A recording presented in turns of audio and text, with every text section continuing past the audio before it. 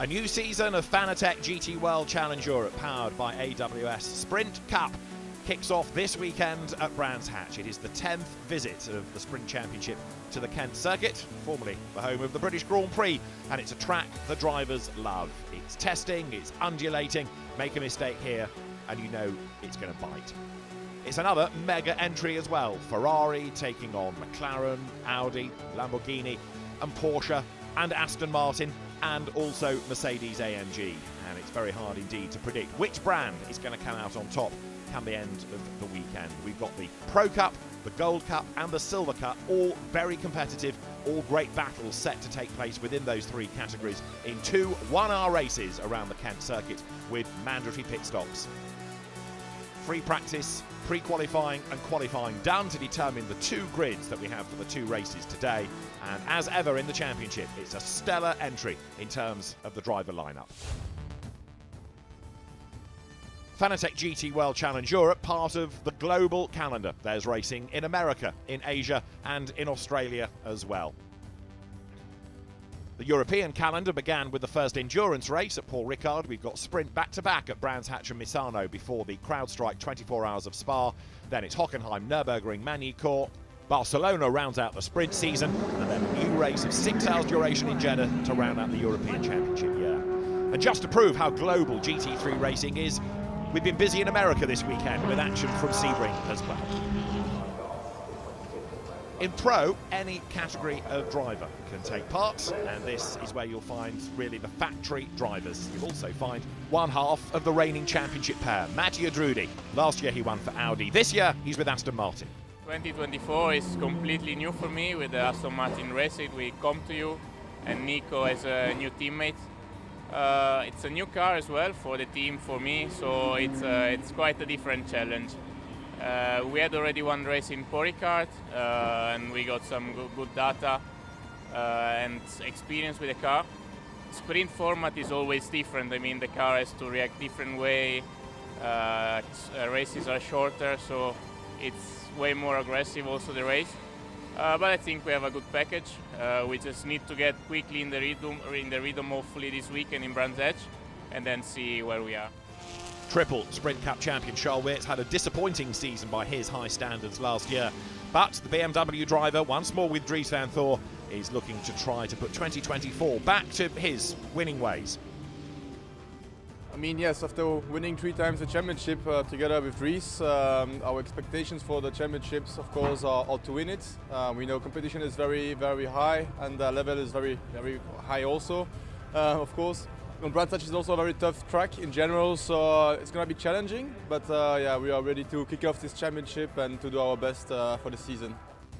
McLaren's looked quick at Paul Ricard in the opening endurance race, and indeed won in British GT just a week ago. There's only one in the entry, but it's a quick car. Benjamin Goethe sharing it with the factory driver from McLaren, Tom Gamble. You know, it's a track I used to race at a lot when I was growing up, but I've actually not raced here since actually in sprint back in 2019, so I've been away from it for a few years, but hopefully it's not changed too much. Yeah, as you said, it's a bit of an old school sort of track. You know, some of the corners don't have too much runoff, not much room for error, which is actually as a driver quite exciting. You know, you don't have to worry too much about track limits most of the lap, because if you do it, then you kind of punish yourself. So yeah, I'm really looking forward to getting back out there, and as I say, I think the car's going to be really fast, so fingers crossed we can get a good result. In the Gold Cup, you can have 2 gold graded drivers, or a gold and a silver. And again, this is looking at the next generation of GT hero. And one of those is Gilles Magnus, the very quick Belgian driver, once more for Santelok aboard an Audi R8. First of all, really happy to be here in Brands Hatch, which is always a cool track. It's nice to start off here. It's maybe one of the trickiest tracks on the calendar. So yeah, nice to start here. I think last year we were already very competitive. This year, obviously, I've got a new teammate or another teammate. I'm driving with another team, and I'm confident we can do some great things in our category. For sure, the level is high, but I'm sure we'll be competitive enough to fight for overall victories in the category. We've seen Charlie Eastwood in the past in Aston Martins. We've seen him in Corvettes on the world stage, but now he's in Fanatec GT and he's in a Ferrari. He runs in the Gold Cup, the car run by AF Corsa under the Racing Team Turkey banner with Salo Joric. And Charlie Eastwood is certainly going to be competitive around the Brands Hatch circuit. It's my first time doing GT World Challenge Sprint, and adds a different dimension to it. Obviously shorter races, a lot more aggressive, qualifying super important, but ultimately it's still a 1 hour event. You still have to get all of the basics right, pit stops, pit in, pit out laps. So just trying to do the same process again, obviously a new car, new team, but hopefully a similar result. The Silver Cup looks after the next generation of GT drivers just as well as gold, and it's only for silver-graded drivers, the young guns, and many are making their GT3 debut as they come into Fanatec GT. Callum Williams, though, was the winner of the Gold Cup last year for WRT. He's partnered this year by Sam DeHaan, and the Australian driver is looking very competitive once more in a car that he knows after a season of racing it in 2023. And Williams and DeHaan start as favourites for the category. I think it's going to be a great season.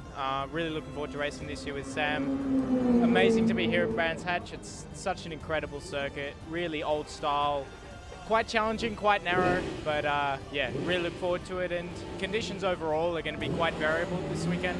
A bit of rain, bit of sun. So yeah, I guess just adapting to what happens as it happens is going to be really important. And yeah, that's something that I seem to be able to do nicely last year. So hopefully that continues this year, and yeah, whether it's wet or dry, I think we'll be good. New to Fanatec GT is Rhys Barb. He's got a good track record in touring cars, for example, but now with Winward Racing, he moves to GT3 racing, and he's going to be doing a lot of learning this weekend. He's partnered by Magnus Gustafsson and the Winward Racing team, one of the crack Mercedes outfits, and Rhys Barb getting more and more competitive over the course of the weekend. It's a pleasure to be part of the championship. It's one of the most competitive championships in Europe, if not the world, so it's going to be an intense weekend, starting off here at the Sprint in Brands Hatch, my first weekend of the year, so yeah, a lot to prove, but I'm feeling excited about it so far.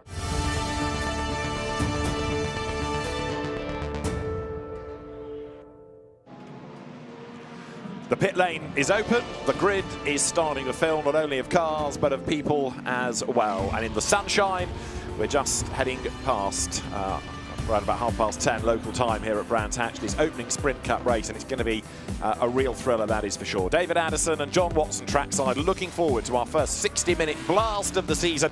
It's a busy Brands Hatch in terms of the number of people here. There were lots of people here long before 8 o'clock this morning, already parked on South Bank, overlooking the Indy circuit part of Brands, ready for the action. And it is, John, a great circuit, this. Well, in these conditions, just a stunning day. Track temperature 24 Celsius, ambient 14. I mean, you couldn't wish for more ideal conditions to see the first of these two sprint races get underway. A 25-car grid. I mean, looking down from the commentary booth, I mean, it's just a picture, and Brands Hatch is a picture.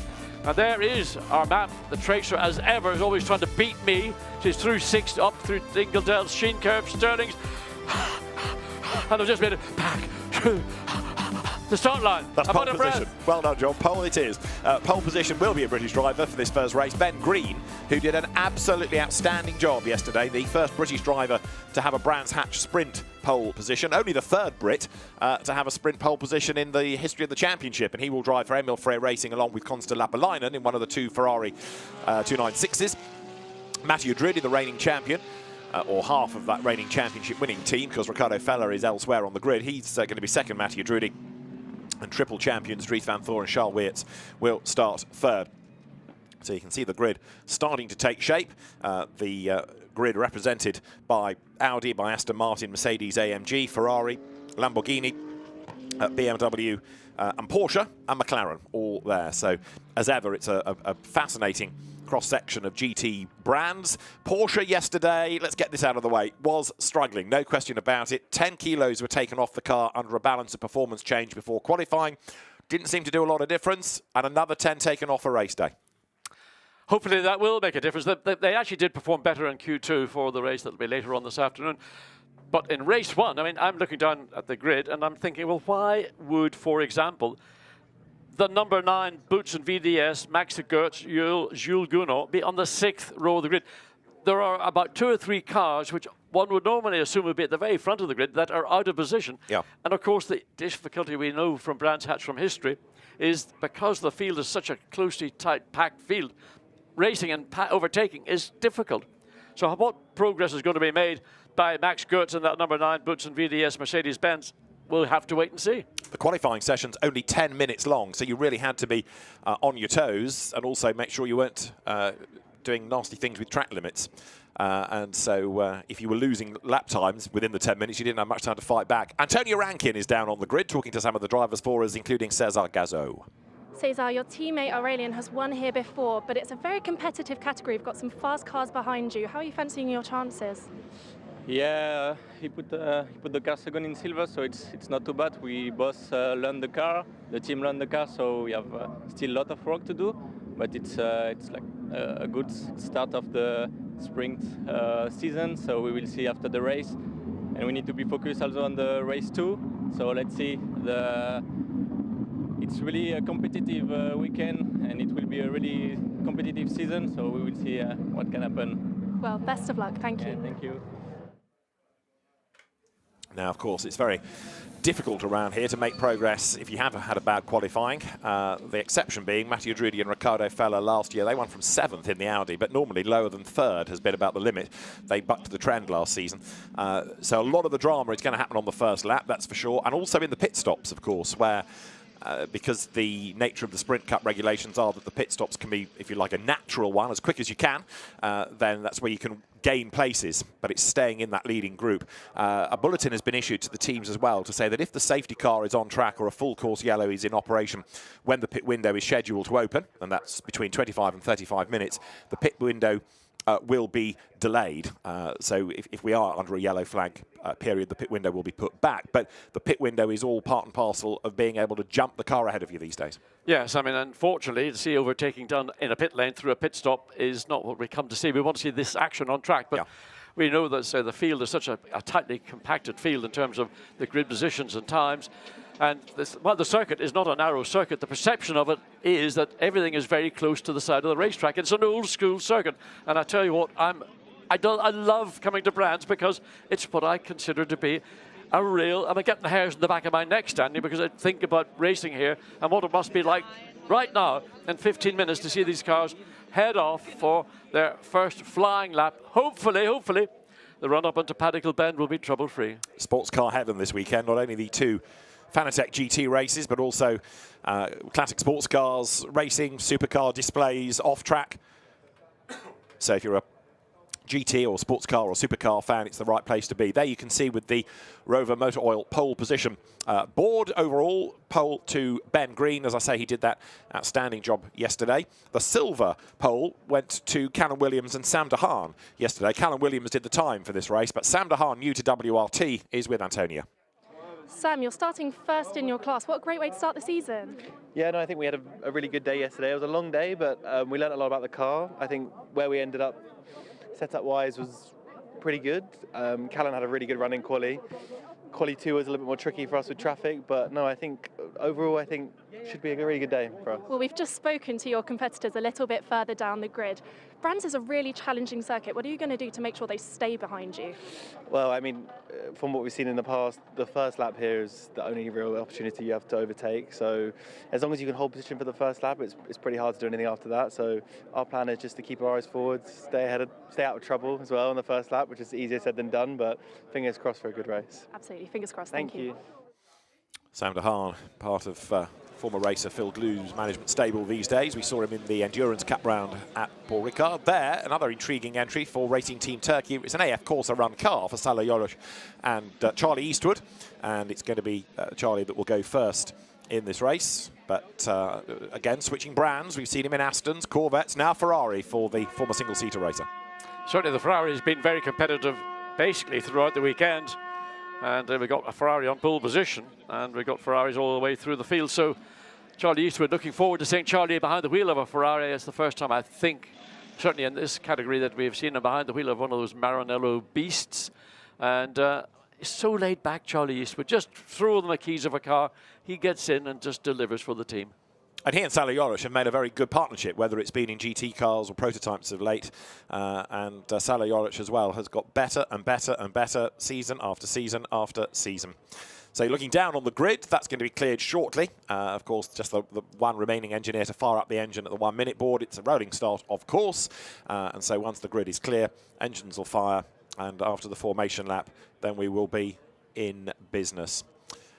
Another car to look for is going to be the gold pole car. Lucas Legere is going to be starting in that. Let's go back to Antonia. Lucas, you're sat at pole in your category, and it's a very small class.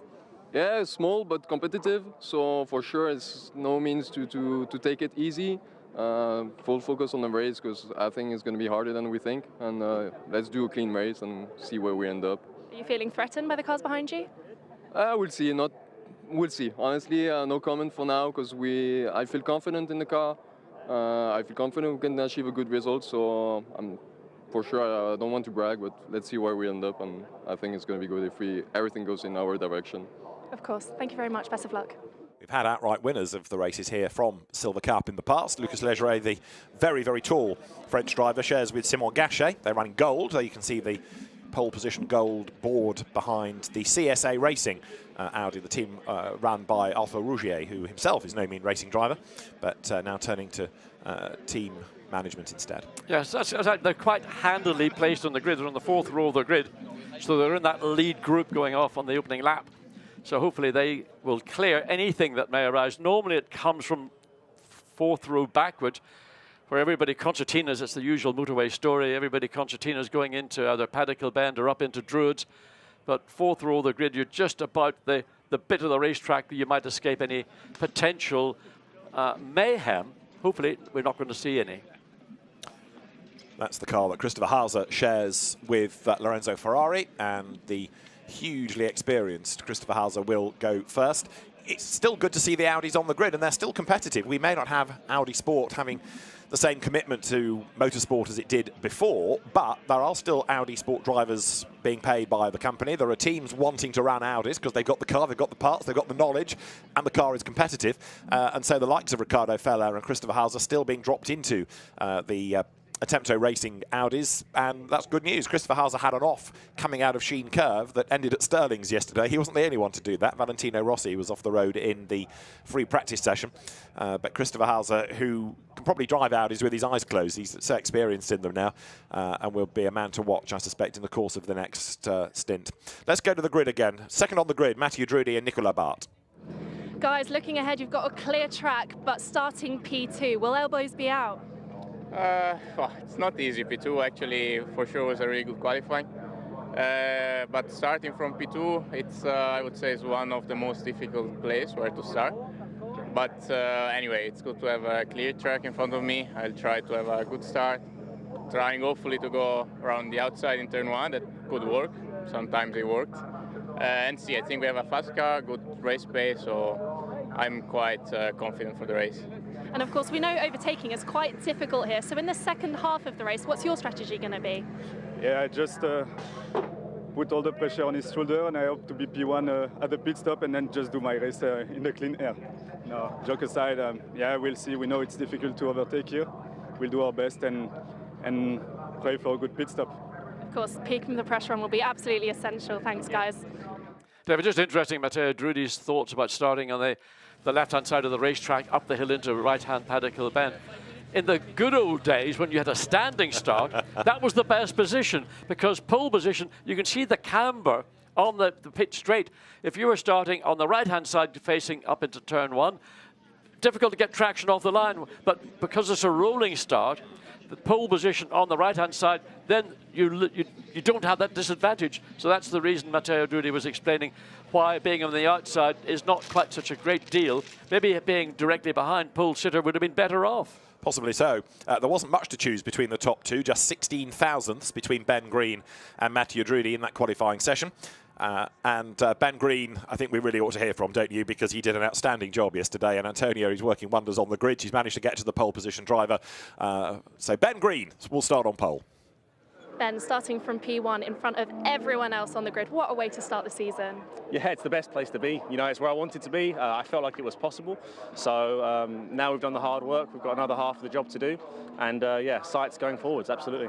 When I spoke to you yesterday, you seemed surprised that you were on pole. Do you think you have the pace to keep P1? Absolutely, yeah. I felt like it was possible, but then with the BOP changes before qualifying, we really weren't sure because they gave us some weight, they took weight off other cars, so it was quite a variable. So it was a close one, though, only 100th to the Aston, so I think it'll be a good race. Now we know it's hard to overtake here. Will you be making that car as wide as possible? It'll be the widest Ferrari on the grid, absolutely. Brilliant. Best of luck. Thank you.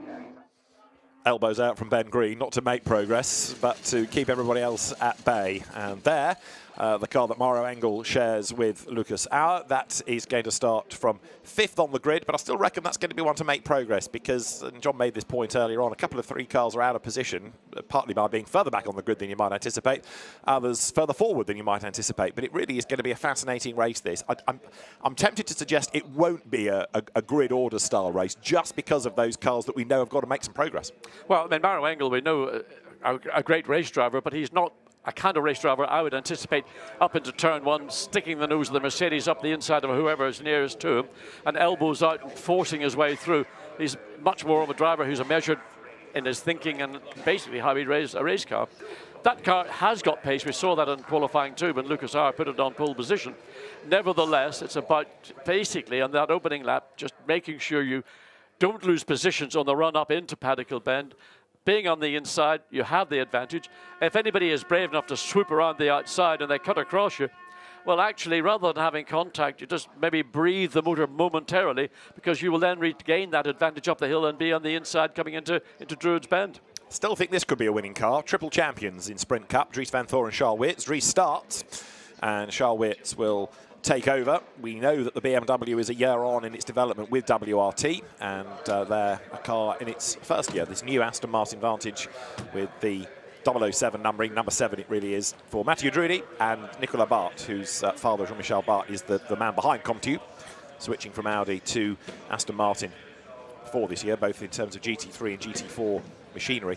A quick word about the GSM Automotive, or the Eurodent GSM team, as it now is, Lamborghini, that will start way back on the 12th row. Marcus Pavarud and James Kell, the 2 nominated drivers, although James yesterday had to withdraw because he was decidedly poorly. I think it was food poisoning that struck, but when I saw him at lunchtime, he looked very pale indeed, and certainly not well. So he's had to withdraw from the event, and it means that Marcus Pavarud will go solo, but gets a 55-second timed pit stop, as, if you like, the penalty for being a soloist. But James, get well soon. Yes, indeed. I mean, being ill at a Grand Prix weekend, at any race weekend, very disappointing indeed, and not being able to take part in qualifying and having to withdraw for the remainder of the weekend is a disappointment. So Pavarud will have the double kiss, if you like, of competing in both races, but a 55-second pit stop penalty. Well, you know, I mean, they're quite far back in the grid. Is it going to make a huge amount of difference to the overall outcome of their race? Discuss. And of course, if there's a stint 2 safety car, then all bets are off. It all bunches up. GT cars in the sunshine and on a proper circuit like this just look fantastic, don't they? Brands, the cliche is there, it's a real driver's circuit. It's one that the drivers love coming to. Yes, it's difficult at times to overtake. Yes, it can bite if you make a mistake. But these cars around here, and especially in this weather, just look right. Well, I'll just briefly sum up what I think. Nature has turned itself on for this event this afternoon, or this morning now, and for later this afternoon. I mean, it is absolutely sensational. It's a beautiful day. It's not too hot, albeit if you're in the sun, direct sunlight, you need to put on a bit of sunblock. But it's not going to be uncomfortable for drivers. The cars are going to get up to operating temperatures very quick. The tires will be up to their operating window, likewise, very quickly. So it's a perfect grid, perfect situation, perfect setting. At the very back of the grid, another of those Aston Martins, James Jakes, the driver. James having his first full season of anything for quite some time, new to GT racing, new to certainly Fanatec GT, and I'm sure that's going to get quicker and quicker the more mileage that the British driver, the former IndyCar racer, has in it. So we are within the final minute. The leading car as it is, the official car there, the Lamborghini Huracan, will blast away, and then the race cars in pursuit, and lots of rubber laid down by Ben Green as he blasts away, but he doesn't have to worry about a standing start again. It'll be a rolling start at the end of this lap, and we'll have a look at the grid in a moment as the cars work their way. 25 strong is the entry up towards Paddock Hill Bend. That shot showing what John was talking about earlier with the adverse camber to the racetrack. Looking out of the back of the McLaren, 4th on the grid of Tom Gamble. Ben Green will start on pole position with Mathieu Drudy's Aston Martin second. Dries Van Voor goes from third, and fourth is the McLaren in the hands of Tom Gamble. Fifth is where you find the Mercedes, and that is in the hands of Mauro Engel, number 48, the Winwood racing car, and Giacomo Altway alongside for Emil Free Racing in the second of the team's Ferraris, ahead in turn of Christopher Hauser, and then the gold pole, Lucas Legere is next up. Charlie Eastwood out of gold comes next on the grid alongside Alex Alka. Callum Williams is on the 6th row, he's on pole in silver, and Maxi Goetz, only 12th on the grid, a man to watch and see what progress can be made. Valentino Rossi starts from 13th ahead of Aurelien Panis, then Max Hofer in the Licky Moly Team Enschler by one group entry, new to the championship. Tom Fleming, new to the championship, new to GT3, alongside ahead of Patrick Niederhauser a long way back. Newcomer Reese Barr ahead of Sean Hudspeth, and Alexander Sims for Mad Panda Motorsport for the first time, putting that car in the Pro Cup. Paul Everard is next, alongside Ivan Klimenko. Dante Raponge for Comtiu has Marcus Pavarud for company on the 12th row, and on his own at the back is James Jakes, sharing with the motocrosser Mathis Lismont. That is how they will line up. That is how they will put themselves in the 2x2 Noah's Ark formation when they make that run up through Clark Curve and head towards the timing line. You're on board with Mauro Engel, hugely experienced driver, another of the Macau Masters, but there's not much Mauro hasn't raced in terms of a GT championship over the years and won in, and knows the British circuits because he spent a season in British Formula 3 going back to, gosh, 2007 I think it was now, if memory serves, a long, long time ago. Weaving around to get the warmth into the Pirelli tyres, but the first 2-3 corners on the Indy circuit layout, John, are going to be crucial. Yes, it's the opening corner at Paddock Hill Bend, notorious corner because you rise up to the peak of the entry to the corner. The apex, again, you have to anticipate, and then when you drop down, all the way down into the sort of the compression at the bottom, and you're getting two cars trying to go side by side through, well, somebody on the outside inevitably... that's a problem for number 9, and that is a big problem. Why? What has Max Goetz done? It almost looked like he had to do a Control-Alt-Delete to try and reset, but has he dropped to the very back of the grid? Because if everybody has gone past him, then Goetz may well have to slot into place. And I think he's going to have to start flat last behind James Jakes. So there's a problem there to try and get to the bottom of. But number 9 Mercedes then is now at the very back. It was bad enough before. It's even worse now for Goetz and Gounon. Well, that was not in the script. That is 100% sure. There you see the Mercedes coming through. It'll follow the back of the rear of the grid with James Jakes in the 21 Comtiu Racing Aston Martin. Just wonder whether he's going to actually start or head for the pit lane, depending on the severity of the problem. But we'll keep an eye on that. We need to keep an eye on the front of the grid, though, because as the leading car peels in, the first race of the year in Fanatec GT World Challenge Europe, powered by AWS Sprint Cup, is about to get underway. Pole position, then the dark blue Ferrari of Ben Green alongside the green and yellow Aston Martin of Mathieu Drudy, the red and white BMW, third Dries Van Voor. We go racing, heading up towards Paddock Hill Bend. Not a great start by Drudy, who wants to try to get on the inside then, but he can't do that because Dries Van Voor is alongside him. Ben Green leads, Drudy is second, Van Voor is third as they file uphill for the first time. Drudy late on the brakes, Tom Gamble fourth in the McLaren, and Ben Green hanging on in there. Drudy tries to get up the inside for Graham Hill Bend, gets roughed up, runs out wide, drops back in the pack. Tom Gamble is under attack. There, look, is Giacomo Altway right into the back of him, and out wide goes Gamble. He's off the racetrack, he's back on again, but he's losing place after place as Van Voor goes second. And Mathieu Drudy tried to go round the outside up at Druids, but lost out ultimately to Dries Van Voor. Oh, look, up coming through Graham Hill Bend. And that has, whether that was self-induced or whether that was as the Porsche, well, it started near the back of the grid. I can assure you now, it will be at the back of the grid. That was, whether that was an assist, I can't imagine you get that far off the racetrack. Back, Drudy's coming back around the outside, up at Hawthorns and shuts the door. Make sure Dries Van Voor knows that I should have been in second place coming out of, let's say, Graham Hill Bend up into Surtees. It was Patrick Niederhauser in the Porsche then off the road, and Maxi Goetz did not start the race. He came into the pit lane, so number 9 Mercedes in problems for sure, and it's in danger of dropping a lap. So this all of a sudden has taken one of the favourites, not just for the races this weekend, pre-event, but the championship too, right out of contention. Leaders coming up to the end of the opening lap then, and Ben Green has done a really good job for the first lap to hang on in there in the Ferrari. In second place is Mathieu Drudy, and Ben benefiting from the squabbling by opening the margin a little bit. That is the Mercedes. We understand it's an engine-related problem. Ben Green leads by 0.7 of a second from Drudy. Yeah, Ben Green clearly benefited from that pole position, got the run up into Paddock, and then you had that battle between the Aston Martin and the BMW, and both drivers were fighting over the same bit of territory, which allowed Ben Green just not to escape, but just to build maybe half a second or plus of an advantage. But the beauty for Ben Green is he's running in clean, clear air. He's not having to worry about another car addressing his position, trying to force a way through, which is where we see the Aston Martin and the BMW of Drudy and Van Thor, respectively. But now, look, Mathieu Drudy, having sorted out Dries Van Thor, is pressing on and catching Ben Green a little because he was quicker in the first sector on this lap. You can see now the Aston Martin is just edging away from the BMW, closing a touch on the Ferrari. In fourth place behind them is Christopher Haase, who has made good progress up from the fourth row. Fifth, it is Altway. Amaro Engel has dropped back into sixth. It's Leggeret seventh. Eighth is Arca. Ninth is Eastwood. And 10th is Aurélien Panis. Gold is led by Lucas Leggeret and silver by Aurélien Panis himself. We also understand that Valentino Rossi has run wide and back onto the racetrack, coming through Paddock Hill Bend. 13th at the end of lap 1 was Rossi, and there going through is the McLaren. Tom Gamble, as we saw, got roughed up on the first lap, and he's dropped a long way back into 14th place. Well, I can almost quote David Cameron when he said in Parliament, "Calm down, dear." Yes, indeed. Well, you can't really do that in motor racing terms, but the gap between first and second is just 0.6 of a second. Matteo Drudy has set fastest sector in 1 and second and 3. So, and also the fastest race lap. So Matteo Drudy is on a march. That 0.6 of a second advantage the Ferrari has. Need to keep a close eye on that. McLaren Tom Gamble trying to regain the ground he lost when he was elbowed, hip and shouldered out of his position going into this bend we're coming down to now. So Ben Green being caught by Mathieu Drudy, who has done the fastest lap of the race. Valentino Rossi, in the meantime, having dropped back there behind Tom Gamble, so change of fortunes for 13th place, possibly induced by Valentino running wide at Paddock a lap ago. There is Ben Green then, trying to extend the margin, and he's responding on this lap. And if anything, you would say that Van Thor is coming back at Drudy. Possibly, but certainly Drudy had the initial charge on the opening lap, catching up to the lead Ferrari, and that gap now looks like it's maybe slightly extended. Ben Green maybe is responding to the pace of the Aston Martin. And likewise, Dries Van Thor maybe having a little bit of understeer issues on the opening lap until he gets that front tyre temperature up to the working range. Now he can start doing the hard yards and try to run down the second place Aston Martin.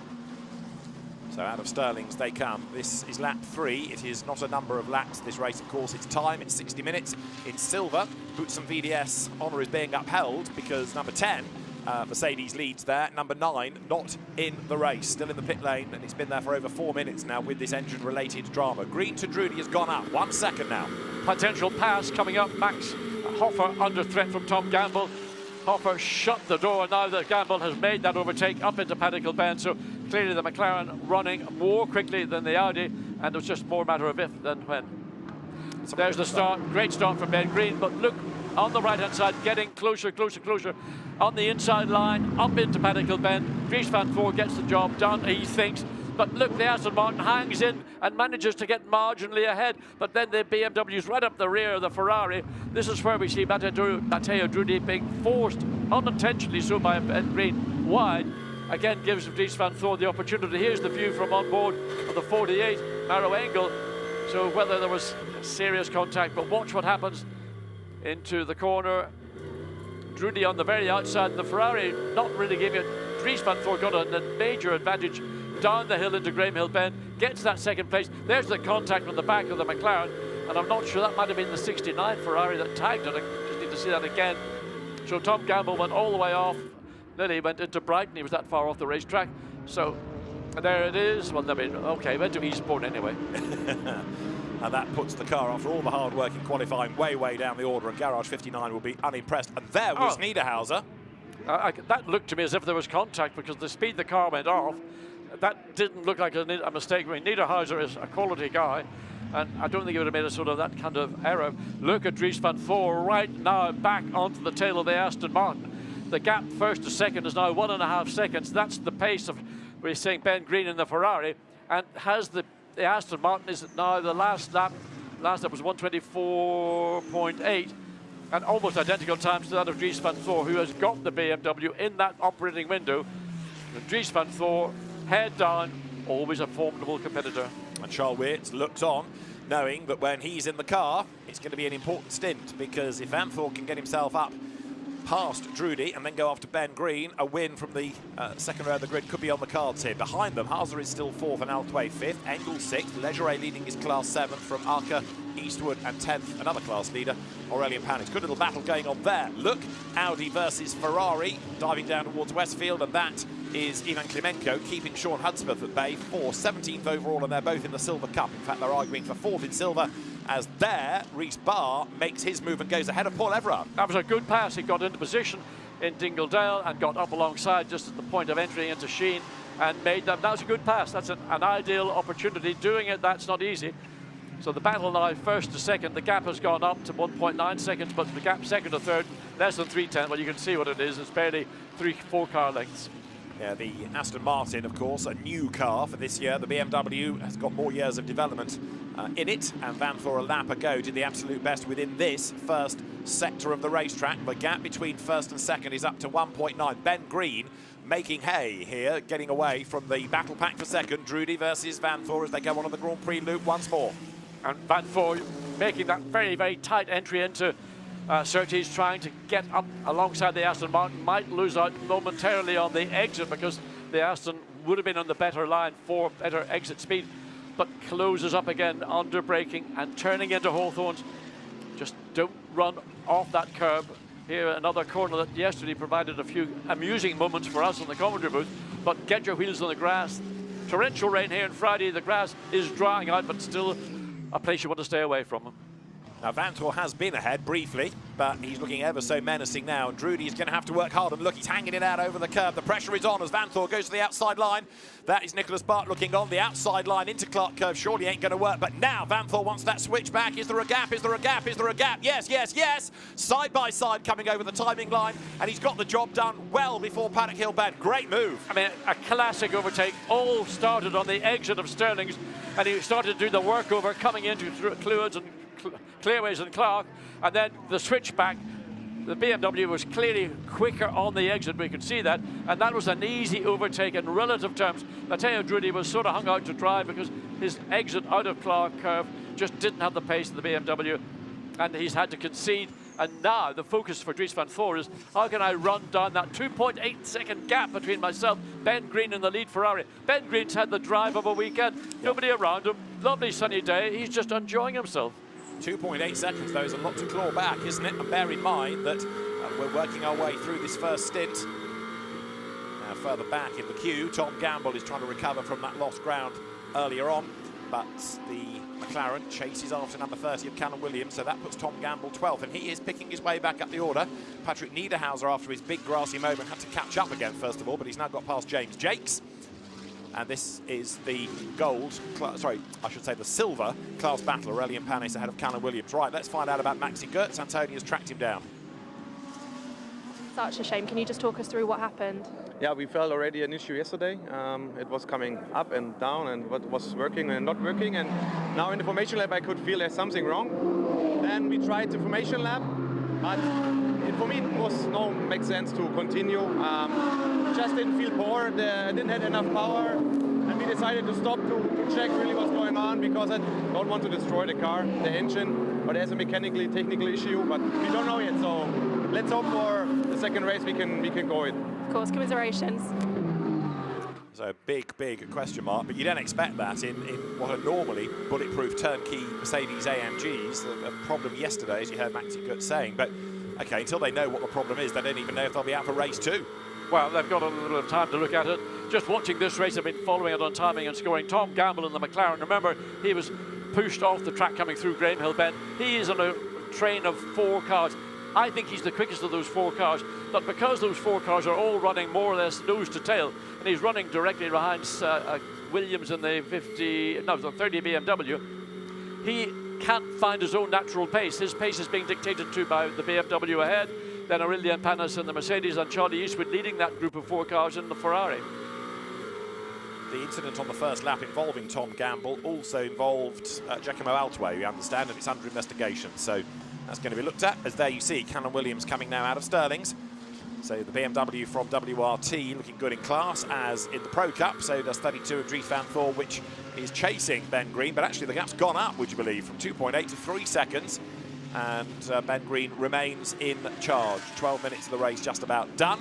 So Green, Vanthoor, Drudy the top 3. Haase 4th, 5th Altway, 6th Engel, 7th Legeré, 8th Arca, 9th is Eastwood, and 10th is Panis. And right now you're looking at Matthew Drudy, who has certainly fallen a long way back from Dries Vanthoor, and he's being caught by Christopher Haase. That Aston Martin not able to stay on the pace of the top two, and I fear that another place or two might be lost before the pit window opens.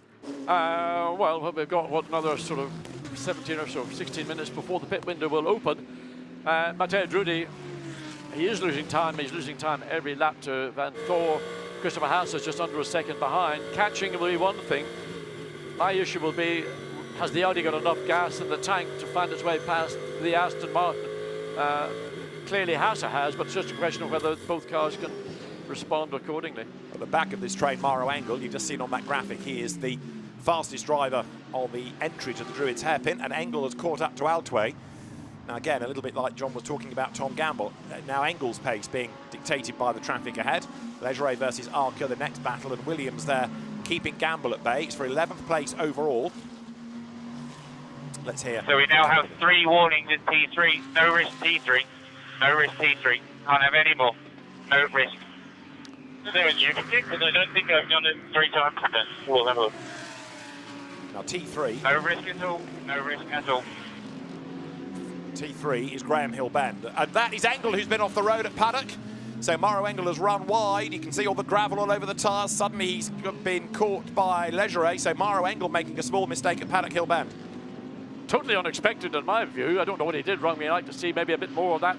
What happened coming into Paddock Hill there. Oh, he's way, way wide on the entry. How he got away out there, I have no idea. That's not the line you would normally expect to take under these circumstances. And Maro Engel, of all drivers, where was he doing so far off the line entering into Paddock? Has the car got a problem? I was thinking there's some black smoke when it came back on the road, but it could just have been partly to do with all the gravel and the dust that had been kicked up.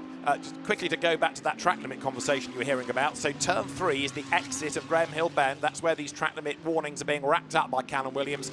And despite his argument, the engineer leaving him in no doubt. No risk. Can't afford to do that because the penalty's going to come. Absolutely. I mean, the trouble is the driver in the car doesn't see it as it is seen with the equipment that's available down at Graham Hill Bend to measure the distance you might be off track and therefore, you know, cop a penalty. And the worst thing is a driver in the car suddenly having a discussion, not an argument, a discussion with his engineer in the pit lane. Focus on what you're doing behind the wheel, Callan.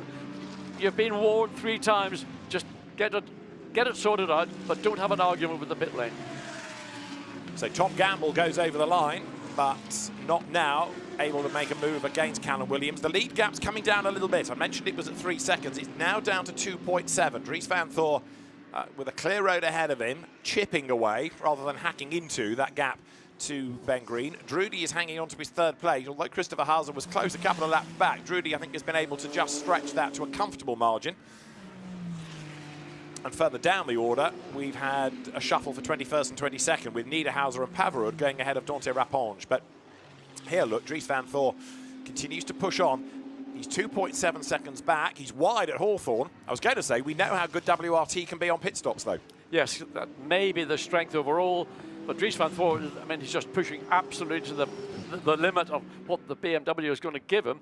He's got that gap down first to second to 2.7 seconds. It's going to come down by maybe hundredths of seconds over the next remaining laps prior to the pit lane window opening up.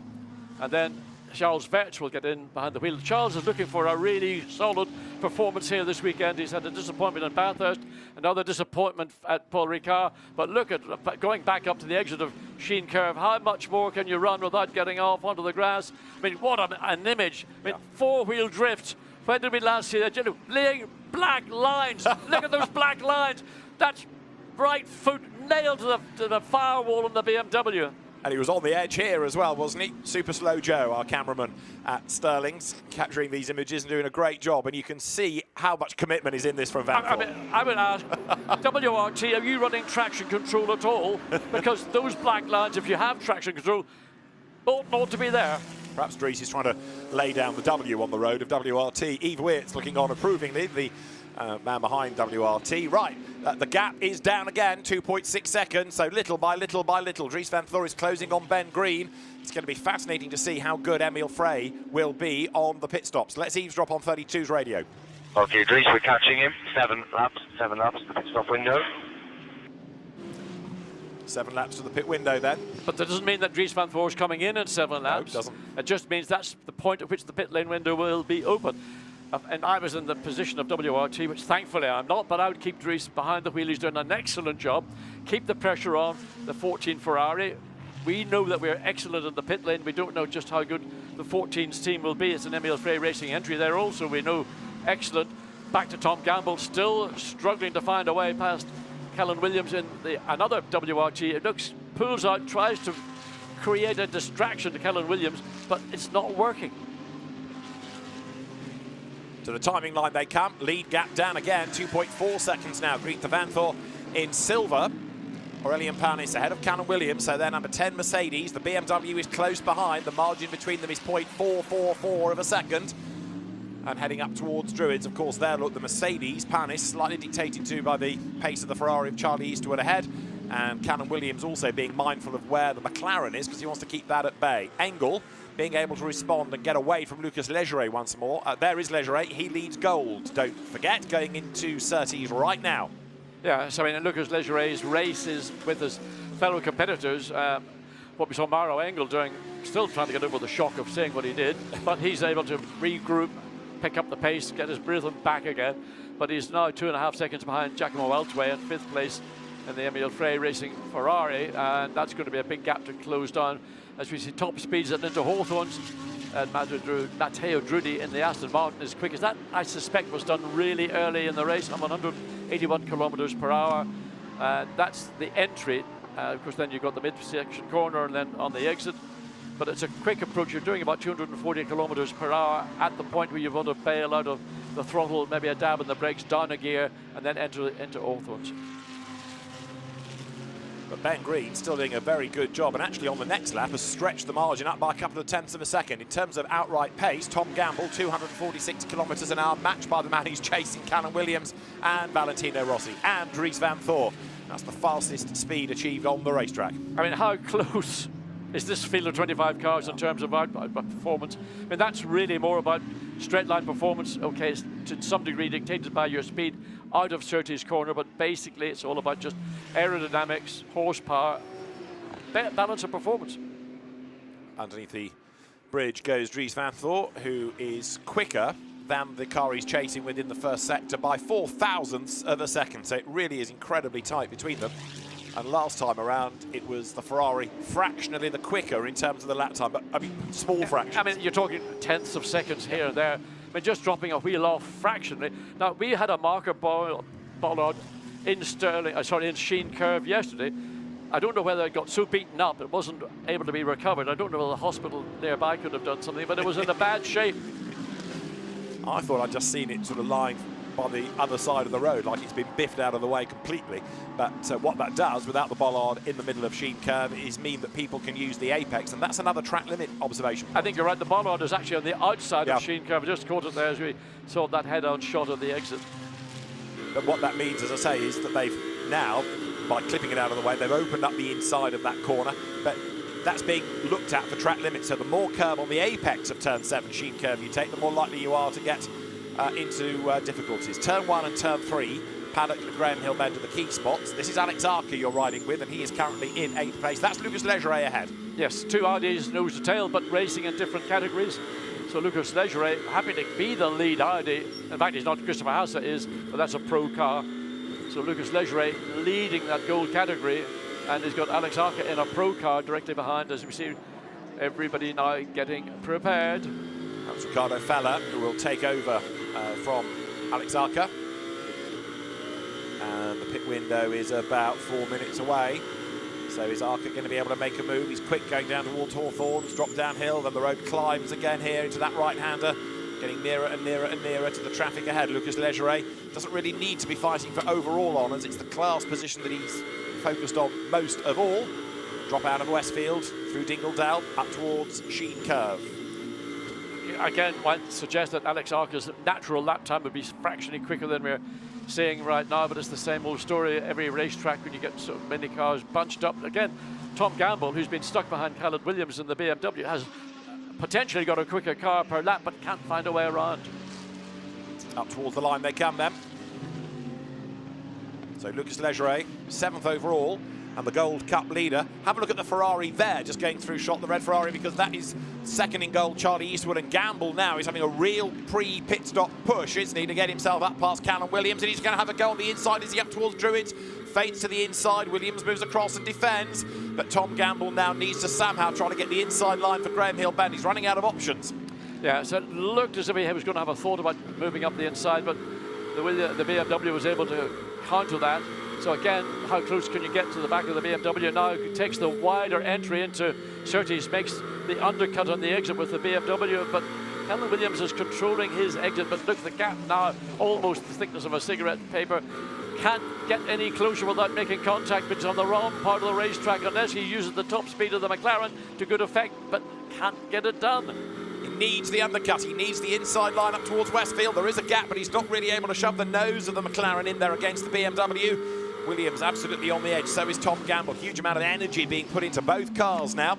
Of course, one is in the Silver Cup, one is Pro, and you're on board with the Pro Cup McLaren. This is Sterling's, go left, road, slightly banked, tips you into the corner, out the other side, and Gamble wants to do this on merit. He doesn't necessarily just want to buy the place on the pit stop. Into clearways now. So he's not sufficiently close to the rear of the BMW to think about making a move up the Paddock Hill Bend, so the gap, you can see that is about 4 car lengths, maybe more.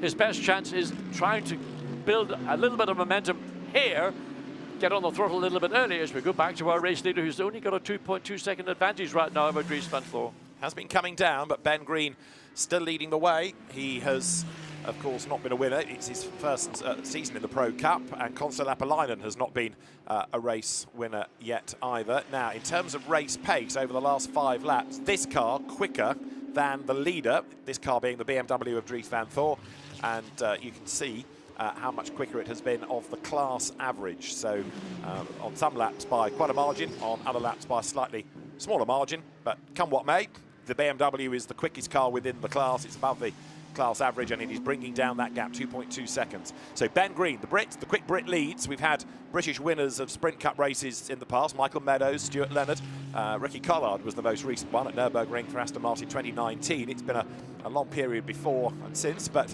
as Ben Green comes across the line, in a sense, his win is going to be in the hands of Konsta Lapalainen now. It's down to his co-driver. Absolutely right, but I think what's been impressive from Ben Green is that he got the advantage into Paddock Hill Bend at the opening lap, and he's been totally unflustered all the way through his drive, and he's seen his lead come from just under 3 seconds now down to 2.1 seconds, but he's not flustered by the fact that he's being caught. The margins of improvement per lap by Dries van Thor are so incremental that it's not as if there's a big surge coming from the BMW. It's small bites every lap. And I think that when you see the first of the pit stoppers entering the pit lane, it will be the Ferrari that is still the race leader overall. And that pit window is imminent, like 10 seconds or so, as the cars then work their way through Graham Hill Bend. So the next lap, pit lane could well become very busy indeed. It doesn't necessarily matter whether it's the quicker driver in now or not. It's where they are in traffic. And Charles Weerts is going to get on board soon. I wonder, will Garage 59 bring Tom Gamble in and put Benjamin Goethe in? Because the only way they're going to get through those cars is to try and do it again on the entry into the pit stop, and get back out again. So Callum Williams is a WRT BMW driver. That car we know will be turned around quickly.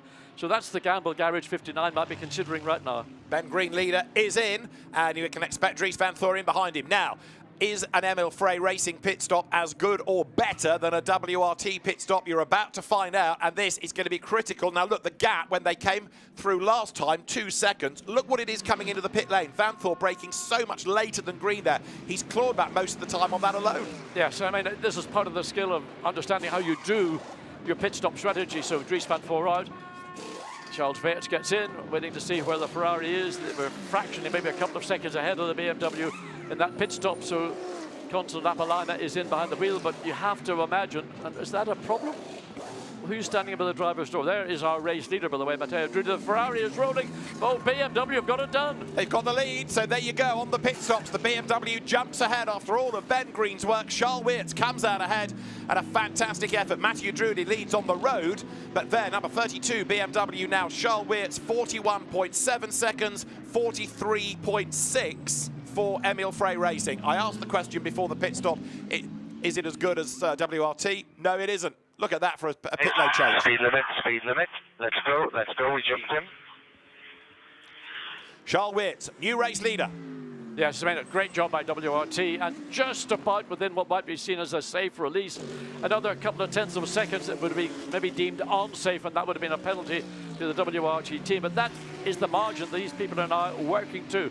And I mean, the signaller on the pit lane exit to say, go, go, go. Sorry, I thought it was Mary Walker there for a minute. He got it right. Did indeed. This is the on-the-road leader, Mathieu Drudi, for the moment. And up into second place now will be Maro Engel on the road, because that's Giacomo Altway coming into the pit lane.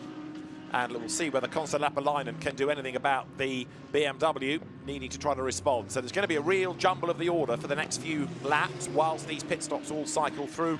More takers on the next lap, as here, look, nose to tail in the traffic. Charles Weerts getting a bit held up by the Audi, and to the inside, to the outside goes Lapalainen, determined to try to find a way through the traffic quickly and have a go at the BMW. Lapalainen is on the attack. Yes, good job. Fortunately, maybe assisted by the Audi's decision to make the pit stop, but Lapalainen may not have been aware of that, whether the Audi gave any indication on his indicators on board. He didn't. But there's the battle, which is effectively going to be the battle for the lead. We're waiting to see the current leader, Matteo Drudi, who started in the front row of the grid, who's yet to make his pit stop. He's got a 3.6 advantage over Maro Engel. Yeah, Lucas Auer will take over from Engel. Nicolas Bart from Mathieu Drudi. And there, look, Lapalainen's not going away. He's making Charles Weerts work for this race lead, isn't he? And that Ferrari that we know has been so quick around here all weekend, still looking very racy. Maxime Martin there rejoining in the race because he's taken over from Valentino Rossi aboard 46. And is Lapalainen going to start to drop away? Maybe he's just dropped a length or so now. Perhaps this is Weerts getting into his rhythm and now being able to pull away. Oh, that was all a bit breathless.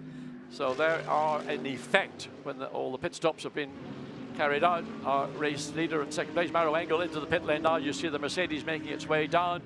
Remember, Maro Engel had that very wide entry into Paddock Bend, ran wide, got into the gravel, would have lost maybe up to 5 seconds as a consequence, but has consolidated, got himself back up. And now it is Charlie Eastwood in the 51 Ferrari in the gold category, running in second place and leading that category. Indeed, so on these pit stops he's staying out for longer. So Charles Weerts, who, as you were suggesting early on, John, needs a good result after a bit of disappointment in Australia and in France, comes up, crosses the line, and you would say now that he's sort of sorted out that Ferrari. But we've got Lorenzo Ferrari doing purple sectors now, and also a purple sector from Konsta Lapalainen. And he is still chasing after Charles Weerts, so nothing is settled in this as you look there at Sandohan, ready to take 30 BMW back into the race. The car came off the jacks.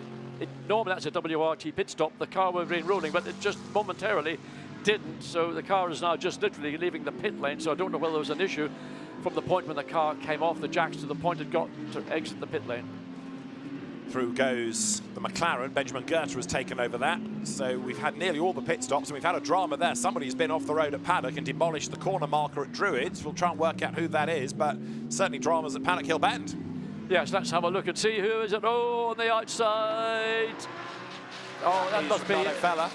See, that's the Ferrari. Yeah. And I can't believe it, the 99, that's Riccardo Fella. Yeah, Fella did it first. Vermeulen followed him, and this was how Vermeulen saw it. Yeah, well, in the case of Fella, it was a snap oversteer, and the counter steering the car then just stepped sideways.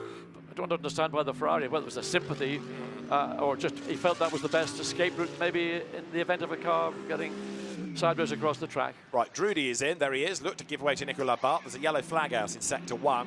Possibly a legacy of that debris on the racetrack. And here is Charles Weerts, and he's going to get the lead back, and up into second goes Lapalainen. So number 7, Aston Martin, there it is in the background, falls back into third place, which is where it was before the pit stops. And then Lucas Auer is going to be closer.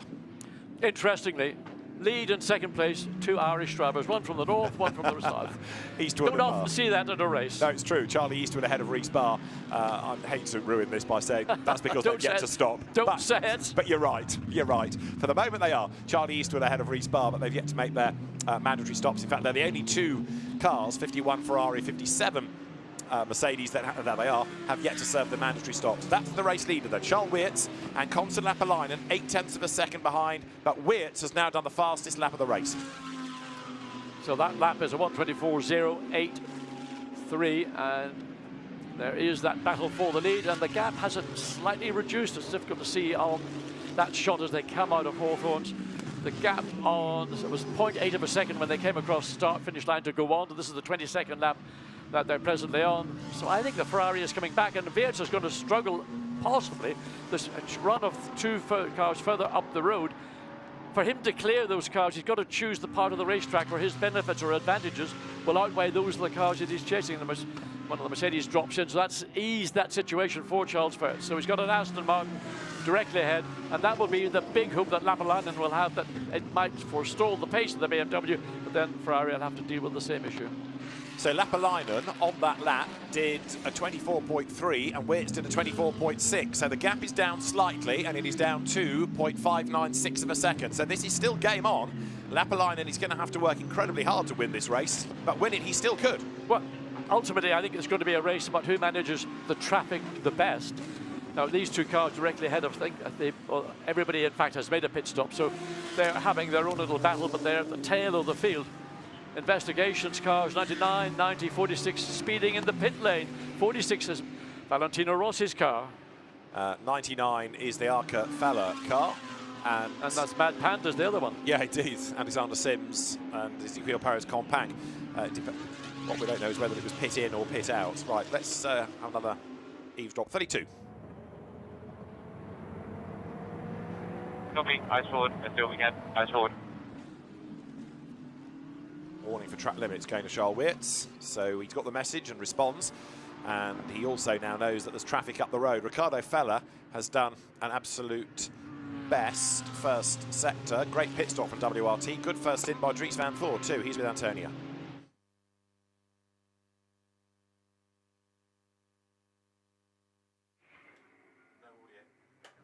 So we'll go back to that. So we had a slight technical drama, I think, but we'll go back to Antonio in a minute as you look at Weerts picking his way through the traffic and also past the debris, getting out of the way. Mathis Lismont there, having taken over from James Jakes, and Lapalainen much closer there, John. Yeah, good work by the Aston to let the two lead cars get through, and that has drawn, I think, the Ferrari. You're right to make the observation that the Ferrari has fractionally closed that gap. Right now, just looking timing and scoring, although we saw that off in Paddock Hill Bend a couple of laps ago, Ricardo Feller's just set the fastest sector times. Sectors 1, 2 and I think 3, our last lap, got the fastest race lap, 1:23.8. There's also a battle building for third place. Nicolas Bart being caught by Lucas Auer.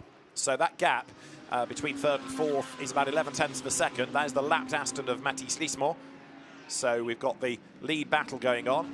Let's see if we can hear this time from Dries van Voor after that mega first stint.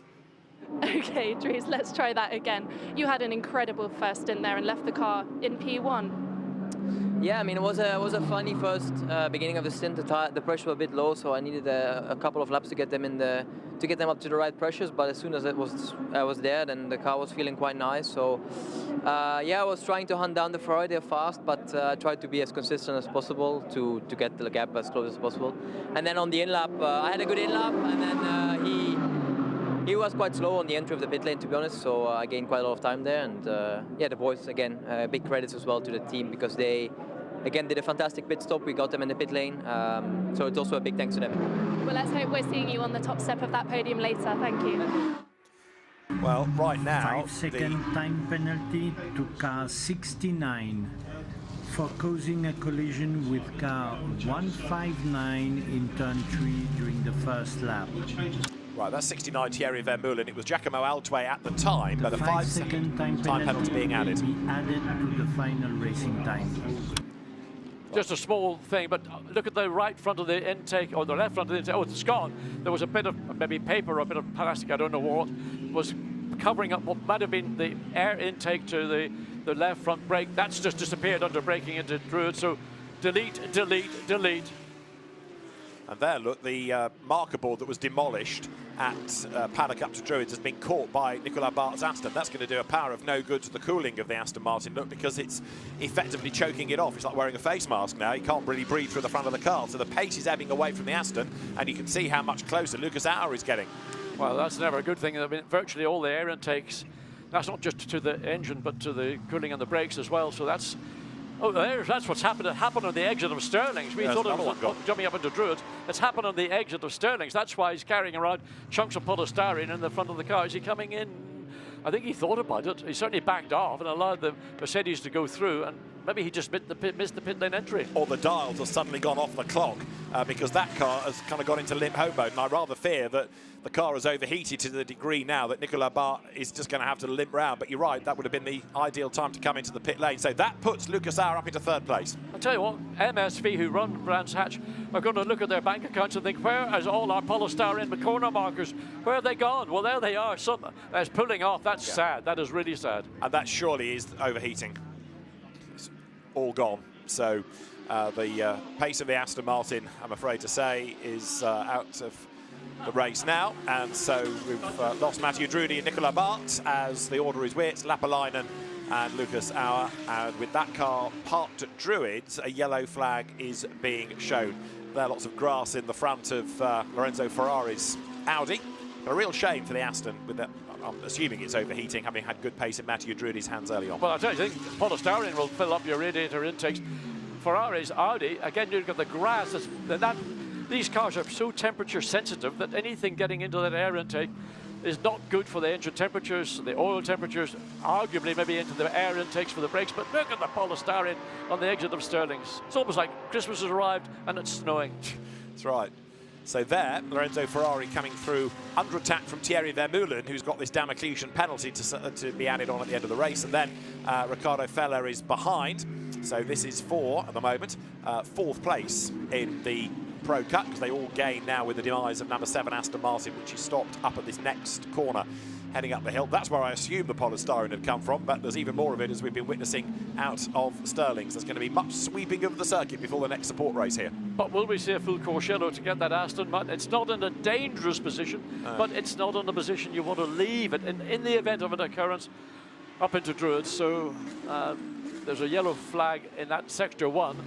So no overtaking, and particularly up the hill into Druids. But again, the grass in the front of Lorenzo Ferrari's Audi, I mean, how long can he continue to do that? And maybe he's just not looking at the presets on the dash. He's just thinking, I'll put a blinker on. 46, where is Maxime Martin? In 11th place. He's just 9/10 of a second. Max, there's Valentino studying the timing and scoring. That's the car he's chasing, the Mad Panda Mercedes. And we've got Alexander Sim behind the wheel. So there is number 90 going through, Ezequiel Perez-Companc with Alexander Sims, who's returning to Sprint Cup. And we are going to go full course yellow in 10 seconds. That's to get the Aston out of the way. And there, some slow before others. Number 6 there, Luca Engschler, he's just on the pit stops, got into the lead of the Gold Cup. We've had a change for the lead of Gold. He's moved ahead of 111, Simon Gachet at the wheel of it. And there is the number 6 Audi. New to the championship, the team of Licky Molly Engschler with the One Group Engineering, Ron Hartveldt's company. And their aim for the weekend, when we asked Ron Hartveldt yesterday, I said, are you after a position, or what's the aim of the weekend? He said, respect. We want to prove that we deserve to be here. And I think, based on the performance right now in live time, they're earning that. Absolutely. They're winning the class. I mean, what better debut? Fantastic effort. Luca Engschler coming here on the back of a DTM win last week. Now, this is how all of that polystyrene arrived on the circuit. So have a look. Where's the Aston? There's the Aston. Boom, absolutely demolishes that board. So that was Nicolas Bart, who very nearly had to pay to get back on the racetrack, didn't he? But all the hoarding is absolutely demolished. And I mean, honestly, I mean, through it all goes Lucas out. That's got to be a video for your Christmas card list. I mean, not if you own those signs, of course, but I mean, to see the slow-mo just capturing every facet of all that polystyrene going up in the air and falling. I mean, wonderful, but look at the racetrack. It's a mess up at Druids. It's now a mess over at Stirling's. It's like a sort of GT3 pinata, isn't it, with being smashed to smithereens. So there, we're not safety car yet, but we might be, depending on how long the full course yellow period lasts. And Charles Wirtz, Consta Lapalainen are together. There is Yves Wirtz looking on. We are into the last 20 minutes of the race, and we are going to go safety car now. Safety car conditions. So this will let everybody close up. And this is maybe Charles Wirtz's, not say nightmare, but not what he had hoped for, because he was keeping the Ferrari at bay. Now the Ferrari is going to be right on the rear of the BMW. The advantage will be with Charles Wirtz when the track does go back to green racing. But he's going to have the Ferrari that little bit closer than it's been ever since he got behind the wheel. it kind of throws a lifeline to Lucas Auer in third place in the yellow Mercedes, but there will be at least 2 back markers between him and the second place Konsta Lapalainen, who I think I'm right in saying is going to be on for his best ever finish anyway if he stays second, but he wants a win, as Charles Weerts then comes up over the timing line. What we don't yet know is how many safety car laps there will be, but the Aston pretty swiftly out of the way. For me, the question will be who's going to be on their toes quicker than their opposition when, and there's the Aston Martin being removed from the racetrack, when this track goes back to green. And I suppose based on experience and ability, you have to think that Charles Weerts is in that pound seat, in that Euro seat these days. So safety car is in this lap. Good job by up at Druids to get the Aston cleared. There's still the field filing their way through. They haven't closed up quite maybe as much, but there is the gap between first, second and third, with the Lamborghini between second and third place. So I think that Pavanot will get out of the way as quickly as possible and let Lucas Auer have a pop. So Ben Green looking on. Am I going to be second? Am I going to be the winner? We said in stint 1 it was out of his hands. It was down to his co-driver Konsta Lapalainen, and that is exactly the case. Safety car in this time. There, number 30 BMW. That's second within the Silver Cup, and it's Sam de Haan at the wheel of the car. Charles Weerts edging right, edging left, getting the warmth back into the Pirelli rubber. And look, 2 back markers, Marcus Pavarud and Mathis Lismont ahead of Lucas Auer. Interesting what Dries van Voor said in his interview. I alluded to the fact that the BMW needed to get its tyres up to temperature to really come alive. What Dries van Voor said was, I need to get my tyre pressures up to the working pressure for the car to come alive. Now, because we've had full Courchevello and safety car for the last, 2 and a bit, 3 laps, the pressures will drop away again as the temperature falls down.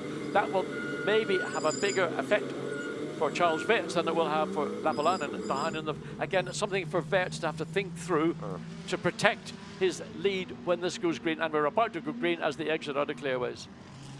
So the green flag is ready at the start line. The green flags are being waved. You can't overtake until you get to the timing line, but it is blast off and a good restart by Charles Weerts. But is it a good enough restart by Konsta Lapalainen to try to close that gap back in the first sector of the lap? We're racing again with just over 16 minutes on the clock as they head up towards turn 1. Lucas Auer throwing this lifeline. He has got to get through the traffic here. So on board with the Ferrari, and that's a battle that's going on, just to say that, for 4th, 5th and 6th place. So Vermeulen up the inside, trying to get onto the back of Lucas Auer's Mercedes, and contact between the Ferrari and the Audi, and the Ferrari's been almost forced wide and hasn't lost a position. I think it has. So Vermeulen losing out to Ricardo Feller. There he is on the inside line. Look, Ricardo Feller goes by, winner here last year.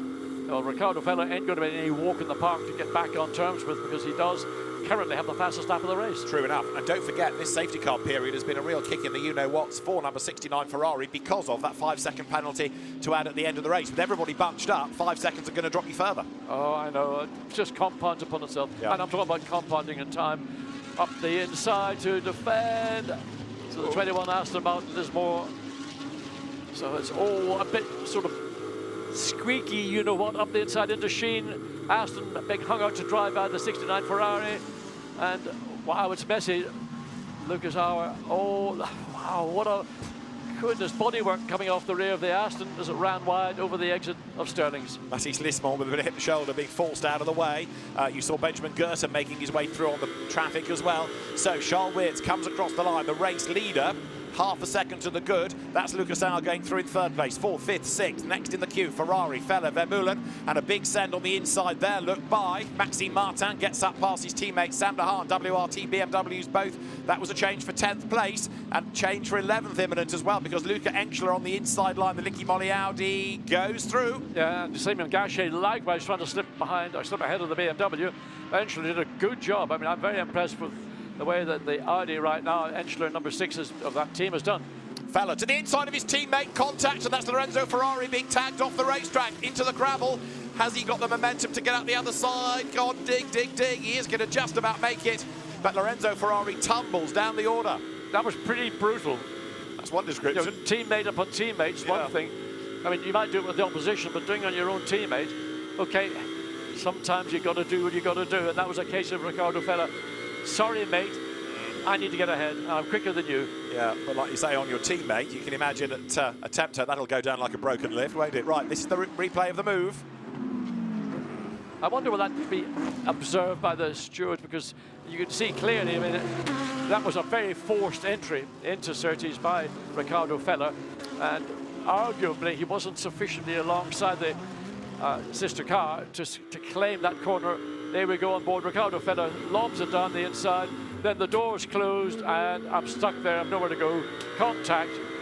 Feller goes on and by that incident.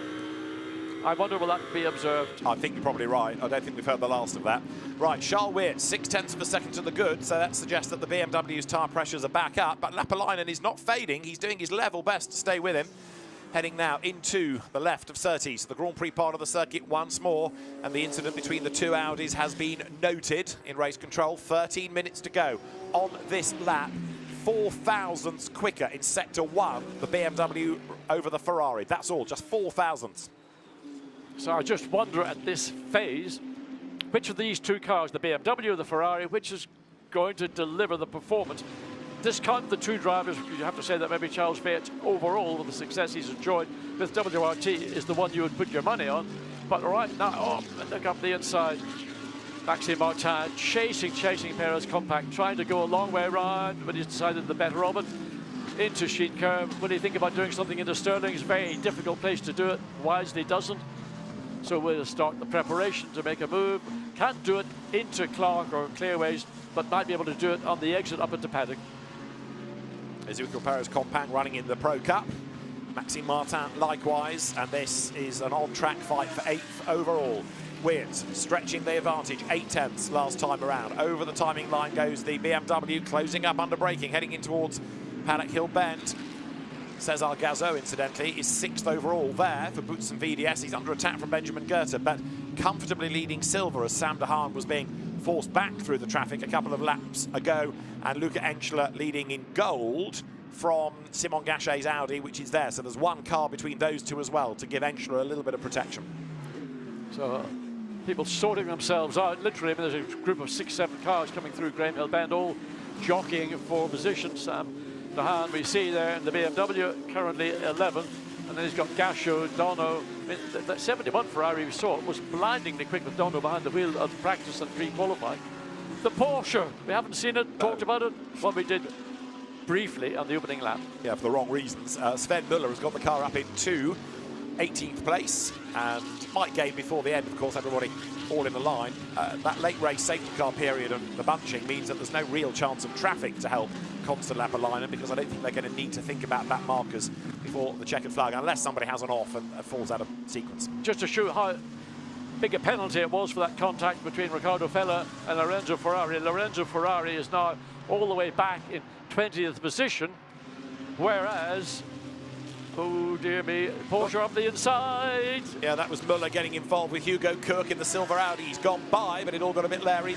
Now Magnus Gustafsson in the white Mercedes comes through as well. So Hugo Cook, the man from Northwich near Alton Park, got a bit roughed up there, didn't he? He did. Just to go back, Riccardo Feller, who managed to, by dent of being a bit of a bully, up the inside into Surtees, he's in 4th position. His teammate demoted all the way down to 20th. That's the penalty that has been inflicted upon the 88 Audi, the sister car to the car that is currently in 4th at 99. There's quite a good battle going on here, not to be last. Whoops, big slide by the Aston. I was going to say it is between Marcus Pavrud and Mathis Lismont. Now look at this. This is Maxime Martin on his toes. As up the inside line there goes Benjamin Goethe. That's for 6th overall. Goethe goes ahead of Cesar Gazot, who keeps his class lead, and Martin has cleared Compact. And that's a car, Garage 59, McLaren, that was a car that also opening lap was elbowed out on the bottom of Graham Hill Bend. That's gradually driving its way back up into 6th place. Could have been a contender, certainly for a podium, had that contact not occurred on the opening lap. On board with the McLaren. So this is the let's replay of the have a little look and catching. Pulls out, gets alongside, gets the high ground on the entry into Hawthorns. All of a sudden, that was a sort of a no-brainer. Once Goethe had got himself alongside, it was his corner. Race lead gap down slightly last time, and as the Ferrari number 71 goes through, that is Eliseo Dono, who is now 3rd in silver, and as John was rightly saying, has looked very quick all weekend. Tom Fleming started the car, but he was a bit mired down on the grid. Tom having had a couple of Ferrari Challenge UK wins here a fortnight or so ago. And there is, off in the gravel at paddock, Mathis Lismont. We've got 8 minutes on the clock. That's going to have to be a full course yellow to get the car out of the way. This might even mean we go to the end under safety car, because that might take a few minutes.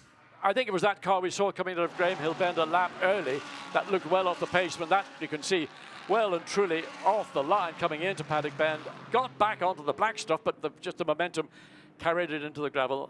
That was the one that had broken bits of its diffuser off earlier on. So possibly. it clearly wasn't sticking to the ground as well, to give Lismont some credit for the incident, if you like. Fairness, but again, whether that led to him being so far offline. Now, are they going to leave the car there, and are we going to go to a full course yellow? Well, I can't believe we're going to keep it there to the end, but the race control team, under the leadership of Alain Adam and Joël Dorval, will have a look and decide whether safety car is needed or a full course yellow to get the flags out. It's going to be a full course yellow in 10 seconds then. Full course yellow. Full course yellow comes. So a full course yellow by the race director. So first thing, slow everybody down. Then you can get the car out of the gravel. They'll need to do this quickly with 7.5 minutes on the clock. So this is where the recovery crew... going on, car 21 in turn 1. This is where the recovery crew are going to have to really be quick. Yeah, it depends where the snatch vehicle is located in relation to where the Aston is in the gravel at paddock. They've got to get that car out of the gravel, get it away to somewhere where there's an entry point around the number of entry points around the circuit where cars can be placed. We saw the sister car of Nicholas Bart being taken away up into entry into Druids. I don't know whether there's one behind where the 21 Aston is. I suspect there is. It might take, well, we've got 7 minutes remaining. We might get one flying lap. It's hard to tell. Just to hopefully get the car quickly as possible removed. Now, on the graphic, you can see the Consul Lapalainen, again, above average in terms of his pace, quicker than the average in the class. There's the safety car getting itself to the head of the queue, ready to go safety car. In the meantime, let's hear from Ben Green with Antonia. Ben, you did absolutely everything you could have, except maybe braking a little bit later coming into the pits. Nah, I gave it everything. It was really everything on the limit. The tyres were completely done by the end of the stint. Even though it's such a short stint, we have to be so aggressive with the car, and yeah, I pushed as much as I could. Dries was obviously catching me towards the end, so pressure was on, but I think we did the maximum we could. Well, we've got another safety car here. Do you think that could be good for you getting that P1 back? To be honest, it hasn't been helping us, I think. We had a nice gap to P3, and now that's just completely gone. So let's see, the last few laps could be quite exciting. So hopefully we go forwards. Well, close in front and behind. Thank you. Interesting the questions Antonia asked about, were you slow into the pit lane? Mate, I was on the limit. Oh, well, Dries Van Voort said you were slow. So a little bit of psychology goes on, you know, off the racetrack, both drivers playing their play just to try and put the other one down. Safety car procedure. I mean, in fairness, we know how that gap came down. We saw it come down at pit in. Just so much later on the brakes was Dries Van Voort. But even so, even allowing for that, the Emil Frey pit stop was slower anyway. Yes, but the point I'm making is Ben Green was never going to concede that he was slow into the pit lane. No, I agree.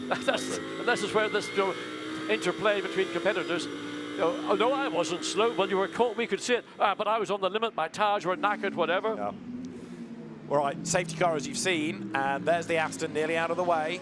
So there is a little access cut through, so the car can be taken out of the way. We might get a couple of racing laps in, which will be great. And Lucas Auer for second place is a real possibility here. I'll tell you what, Ricardo Fella, I wouldn't dismiss either for a podium possibility, because we've seen how ruthless he can be when an opportunity presents itself. He's got the Mercedes directly ahead of him. Yeah, Lucas Auer, we know the pace that car's got, result from qualifying for the race too. When he's on pole position, that's right. My only fear for Fella is anything that comes out of the steward's room post-race. Yes, but that's what happens in real time. He's got to go out and find a way to get around the 48 Mercedes. That's going to be the final podium position holder. And the other car that has got a 5-second penalty, Thierry Vermeulen, is 5th on the racetrack. But if you add the penalty, he's going to drop down hugely. He's going to, with this bunching that goes on, really going to struggle to stay in the top 10, I would have thought. Right, lights on the safety car. How's the clear-up operation doing at Paddock Hill Bend? Oh, the Aston has been put down on the floor again, rather than through the gap, as far as I can see out of our commentary booth window. No further investigation necessary for an incident between Maxime Martin and teammate at WRT Sam de Haan, but the Audi story has not yet finished, I don't think. Cesar Gazo is your Silver Cup leader. And they're new for this year, our Lamborghini safety car, accelerating out of Clark Curve up towards the line.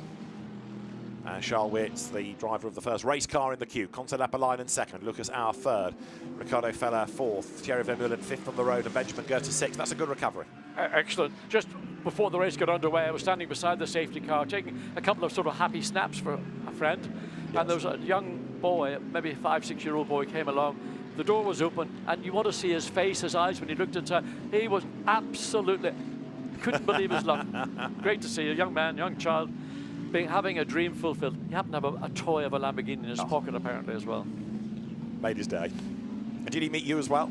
The icing on the cake? No. There are more important people around than me. Oh, okay, he says bashfully. Right, a lot of weaving going on, not only to keep the warmth there, but the pressure's up as well. Safety car in at the end of this lap. So we've got just under 3 minutes on the clock. It could be 1 lap, it might be 2. There's confirmation. Safety car in this time then.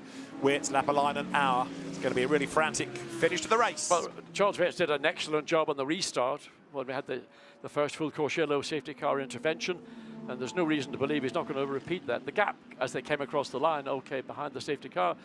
And Maro Engel having a little look, always cool guy, Maro Engel. Looking at the 48, and Lucas Auer, and the gap is, well, that's what's irrelevant, it's 7/10 of a second. Lucas Auer needs to get that car right on the tail. Now, are those fingernails he's having a chew on, or is that something we... Oh, I think it's fingernails. Could have been a fingernail. He's slow it down, slow it right down, wait. Lapalainen, you've got to be watching the back of that BMW like you've never watched it before. Charles Wirtz is about to pull the pin. Let's quickly hear 32's radio traffic. Yes, you would have to slow it down by 10 seconds, but you can only do that once the safety car lights are out and you control the pack. You need to slow it down by 10 seconds to take away a lap. And by slowing it down by 10 seconds, that means there'll be just one more lap of the race. So they've worked out that he only has to defend for 1 lap, not 2. And again, look, that's why this team wins races. Yeah. They have worked it out. They've got a strategic team base. There he goes. Plug out, and where's the Ferrari? Well, not a bad start, but Lucas Auer actually did a better job, I think, than Lapalainen did in restarting. And in 4th place, Ricardo Feller, but it's a potential opportunity, Lucas Auer, to take or steal that 2nd place from Costa Lapalainen. Totally agree. So brilliant restart by Charles Wirtz. Great teamwork by WRT to work out how to lose a lap out of the race, if you like, and therefore have less time to have to defend that lead. 10 seconds to car 90 for speeding in the pit lane. Mad Panda. Time Mad penalty, Panda, yeah. 5 seconds to car 99 speeding in the pit lane. And 99 is Ricardo Feller. So 1 penalty for the pit lane. There might be another one for on the track. Right, this is Feller. He's on the back of Auer. And Lapalainen, I will offer you, is having a red-hot go at the leader because the gap is coming down a little bit, but I do feel Lapalainen may well run out of time here. Charles Wirtz controlling the pace up towards the end. This is going to be another demon race, seemingly, for WRT. It was a lean year last year. This is looking pretty good. It would be a 17th sprint win for Dries van Thor and a 14th for Charles Wirtz if this comes to pass. Well, it's all on Charles Wirtz's hands. He's got, what, 3 corners to navigate, and then it'll be the checkered flag, so up over Shin Curve. But if the Ferrari has closed up in that sort of 3rd of the 3 final corners, but no, it's not. It's Charles Wirtz's race. And Lapalainen has done a great job. It's now Ricardo Feller again too far behind Lucas Auer in the Mercedes in 3rd place. So there, nothing gained, nothing lost. Checkered flag at the ready. The first race of the Sprint Cup season, won by BMW, by WRT, by Dries van Thor and Charles Wirtz. They win at Brands Hatch ahead of Consta Lapalainen and Ben Green. Lucas Auer takes 3rd with Maro Engel, and then there'll be some shuffling behind because the order they come across the line in has got a few penalties to apply. I think the big winners on the penalties are going to be Benjamin Goethe and Tom Gamble. They'll be up to 4th, and Ben Green happy with 2nd, but thinking, if only, if only, if only. So near and yet so far from a race win. Well, lessons will have been learned, and your techniques of a pit stop, that's just what you do away from a racetrack. You do it in the workshop, you just do it time upon time upon time, to the point you get to the metronomics ability of the WRT team, and very rarely is this team beaten in a pit lane, pit stop, driver change, refueling, whatever. Well, there's number 32 BMW. There is Dries van Thor, a delighted man. And yeah, again, just an excellent way of understanding the regulations, knowing how to win a race. And Charles Weerts being guided by the engineers to slow it right down, to lose 10 seconds, to make sure that they only had to defend for one more lap, take that opportunity away from Emil Frey Racing. In the Gold Cup, Luca Engschler and Max Hofer, not only the winners, but 7th overall. Brilliant effort that, when you put the penalties into account. They were 7th overall. Second in gold, Simon Gachet and Lucas Legeret from Poland in the class. And third, Gilles Magnus and Paul Everard. Silver, a win for Cesar Gazot and Aurélien Panis from Sam Dehaan and Callum Williams. And the third of the silvers, Tom Fleming and Eliseo Dono. Well, considering people say you can't overtake around here, there was a fair bit of overtaking and some really good racing as well. I think we had a very good race. In fact, there was a lot of contact. I mean, the 2 safety car interventions, but overall, I think we had a close race and good racing all the way through the field, not just at the front. Speeding in the pit lane. And 46 gets a 5-second penalty now, Maxime Martin. Speeding in the pit lane. Well, I was about to tell you they were 5th, but they won't be now if that penalty is applied. Right, out gets Charles Weerts, and after a tough start to his season, that'll matter psychologically. Completely. He will be able to get out of the car, go away, relax with the team, have a little bit of light lunch, have a debrief as well. There they are, and Charles Weerts, he needed a result. Yeah. He knew that he'd had a difficult start to the season, and not always his fault. What happened in Paul Ricard, he got a tyre cut down, but he came back quickly, and the tyre just flailed around, tore the left rear corner off the car, and the car ultimately was retired. Colton Lapalainen with his best finish, but still frustrated that it wasn't a win. No, he did an excellent job. But at the pace these 2 lead cars were running at, look, you can even see, I mean, the forehead, that's a lot of effort's gone in to Charles Weerts' drive. So, I mean, it's not a warm day. We're not like we're racing in Misano in the heat of the summer, but still a lot of effort had to go in. Well, 2 very happy drivers then, Charles Weerts and Dries van Thor. Let's go to the pit lane in a moment because Antonia Rankin is down there. She's got Charles, she's got Dries, and they are our first Sprint Cup race winners of 2024. Guys, congratulations for starters. What an excellent show of teamwork. I mean, stolen in the first and then solidified in the second. You must be over the moon. Yeah, very, very happy. I mean, as we know, pit stop are critical here in sprint. And once again, this victory is, of course, thanks to a great qualifying from Dries, but also thanks to an amazing job from the guys in the pit stop to jump the Ferrari, because they were also very quick, as we could see. And I think it would have been difficult to overtake them on track, to be honest. So this victory is really thanks to them. We still have 1 race to go this afternoon, so it's a great first part of the weekend, let's say. Dries, was there any moment watching those restarts after the safety car where you were sweating watching from the pit lane? No, I mean, I know Charles is used to those things, to those restarts. So no, he did well. For sure, it's not always. I mean, it's always much more relaxing if we can just go to the end without any safety car. But he did well. So the last one we just had to time a bit right to just only have 1 lap, but he did that well. So nothing to add. Well, congratulations. Enjoy your moment, guys. They're back. The 3-time Sprint Cup champion, Charles Weerts and Dries van Thor, claiming honours in this first race.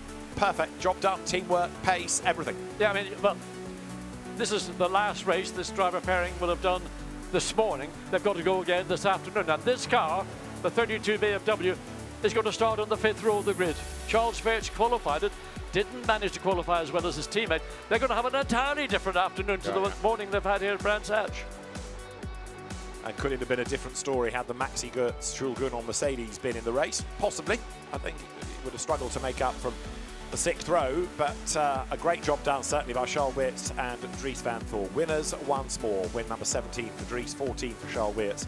And I haven't got time to do the calculations for WRT. They've had so many wins, and if you take classes into account as well, it goes on and on and on. But the BMW then, a car that perhaps it took Dries van Thor and Charles Weerts a little bit longer to get a handle on last year, having been so used to the Audi. But with a year of racing it now and all that experience, they've come out fighting for 2024's first race. So photographs taken for our Sprint Cup overall race winners. The class winners will be presenting themselves as well. The podium beckons as well. In his trademark flat cap, Vincent Voss, he's all smiles in the background. What about gold? What a debut for Luca Engschler and also Max Hofer. Congratulations, guys. You made up a few places there and ended up with a fantastic result. Yeah, I think we can be happy with where we came from, actually. And first weekend for SRO Motorsport by Liqui Moly. So, yeah, there's still something to improve, and we know that. But I mean, we were lucky we didn't do any mistakes, and that's why we gained some positions at the end. I mean, the Audi seemed to do very well in your class today. Did the car feel good?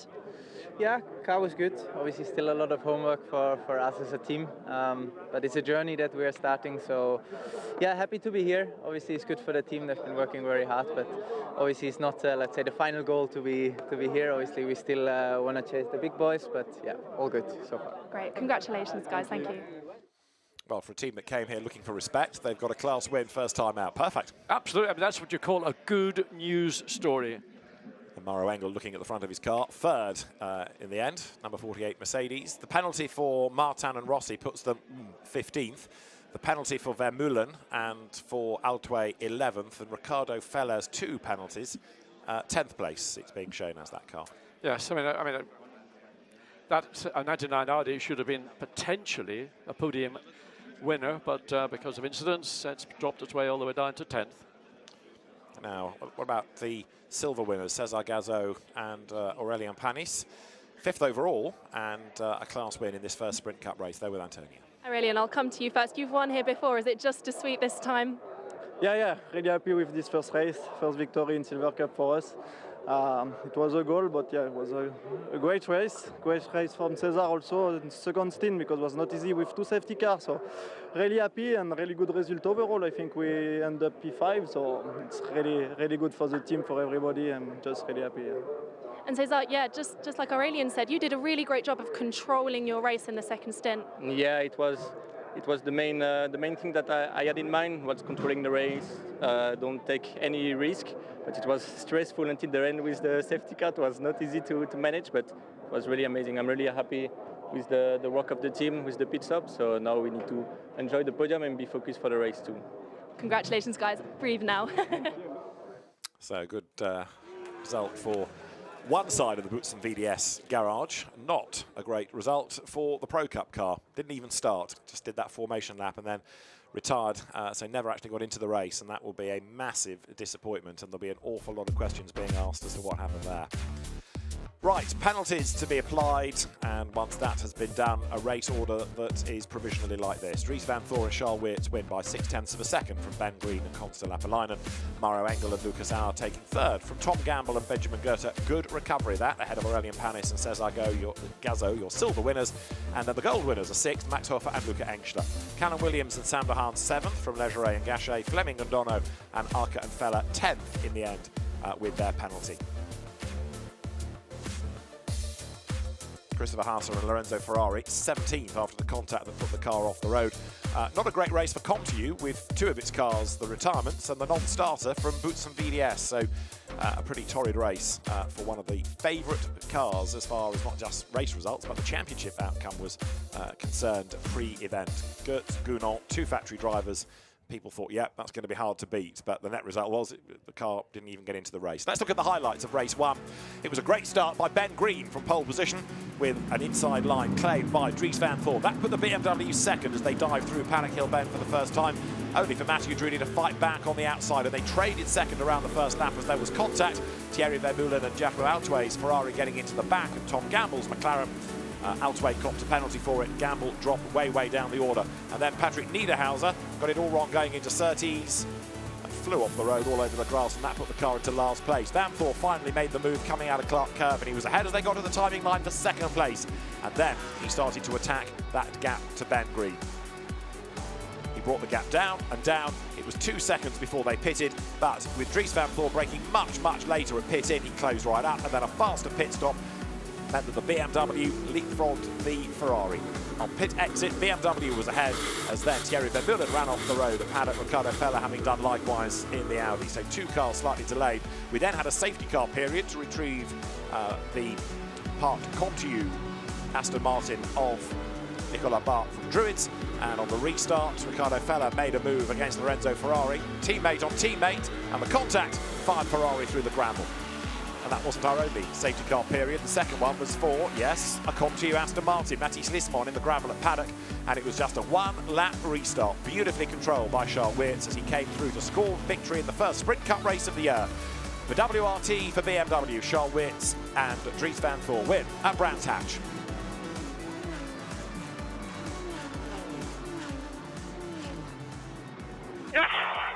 Ah, that's how we start the season sprint. Good job, guys. Good job. Still 1 race to go this afternoon. That's a good start. Amazing pit stop. Amazing pit stop. Yeah, it was a great pit stop for sure. And that's, again, something we always know WRT is so good at. We've seen the season in, season out, and everybody else in the pit lane knows that this team really is the one to measure yourself against. And there are other great pit stops throughout the pit lane, but we were focusing on that battle for first and second, and that battle was won, first of all, on the entry into the pit lane, but then actually when the cars were at a standstill, WRT did the better of the two stops. Well, the drivers are going to go to the podium, 3 podiums, because there's Pro, which is overall, there's gold and the silver, and the cars there in the pit lane. Happy teams, happy drivers. There's a very busy support program of races at Brands Hatch, but the circuit's quiet for the moment, just while GT cars are retrieved and the track cleared as well of the demolished marker boards. There is the Brands Hatch podium, betwixt the race control building on the left as you look, the media centre on the right, and the drivers make their way into race control, up the stairs, and as soon as everybody has been rounded up, then out they will come with the Pro Cup drivers, the top 3 positions claimed overall. Race 2, as John has said, is going to come up this afternoon. It is a completely different grid based on qualifying, not race results. So those that have had bad luck aren't compromised from race 1. 3:15 will be on air with a look back at race 1 and then the build-up for race 2. But out come Mauro Engel and Lucas Auer, your third place drivers within the Pro Cup.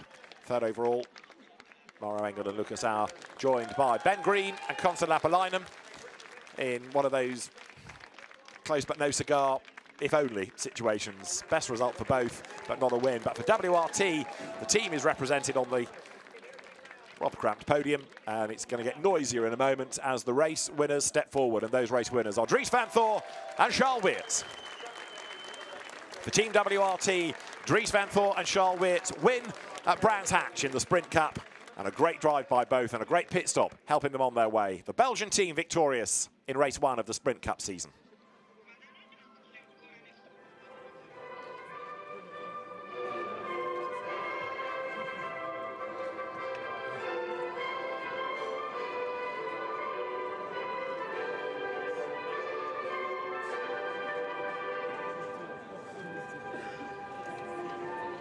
So congratulations to all of Bravo then to our winning drivers, to Dries van Thor, to Charles Weerts as victors outright for Team WRT.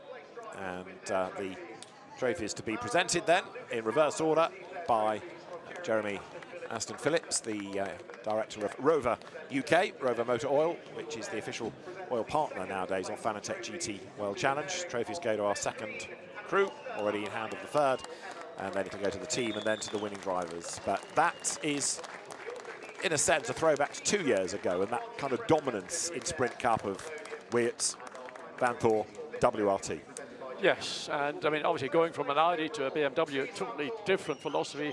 And WRT took a little bit of time to get the head around the nuances of the BMW. It's a very, very sophisticated race car. I mean, I looked at it this morning, and I'm still amazed that this is a GT3 car. It's a total silhouette car. I mean, it's such, the suspension, the braking, the interior, the bodywork, unbelievable. So the drivers pose for photographs, and then there'll be some champagne to spray as well.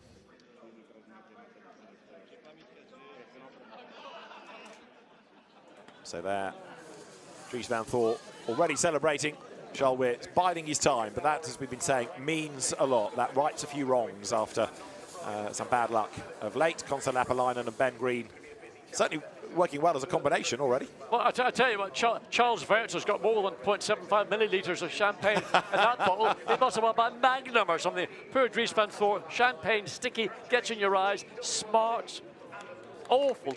But, of course, Dries was towelled down and dried off by the time he got up on the podium, where Charles Weerts is still probably leaking perspiration. Well, I hope they've got a new set of overalls for this afternoon, because they won't want to go racing stinking of champagne and being wet through. So one hopes that WRT have got a suitable system for the drivers to clean and feel fresh and have new overalls ready for this afternoon. I'm sure they have. They'll be well versed in all of this.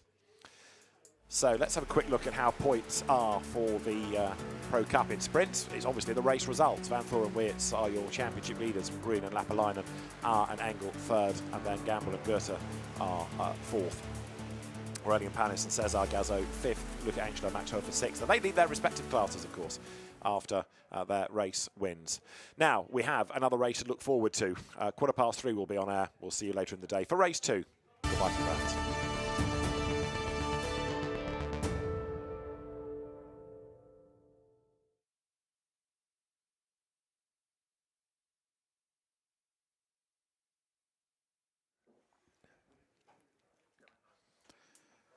Now, more podiums to finish here at Brands Hatch as part of the opening race of the Sprint Cup season. And we are into gold, where for third place on the podium are Simon Gachet and, Paul Everard, I should say, and Gilles Magnus. For second place, Simon Gachet and Lucas Legeret. And the winners, Luca Engler and Max Hofer.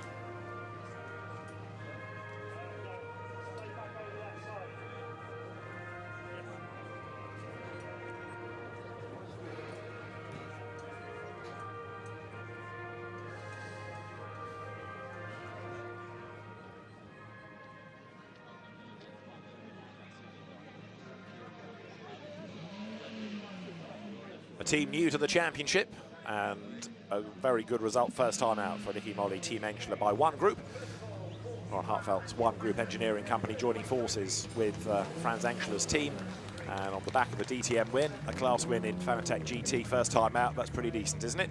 The trophies then, with the Brands Hatch circuit adorning them, are given to third, to second, to the winning team, and then to the class winners. That green flag fluttering in front of the camera is to release support race cars from the pit lane in readiness for their 20-minute blast around the circuit. And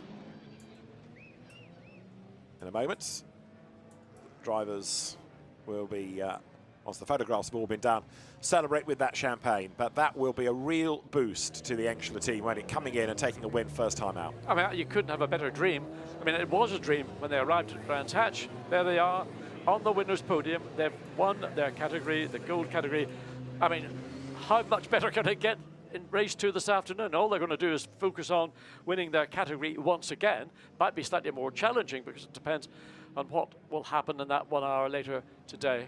It's beginning actually to cloud over quite a lot, considering how beautiful it was maybe an hour and a bit ago here at Brands Hatch. Whether that's going to be a factor or not, we have to wait. Well, we have the silver drivers still to come, but we'll celebrate their achievements a little later on after a great first race here at Brands Hatch. We'll see you for race 2 later in the day. Bye for now.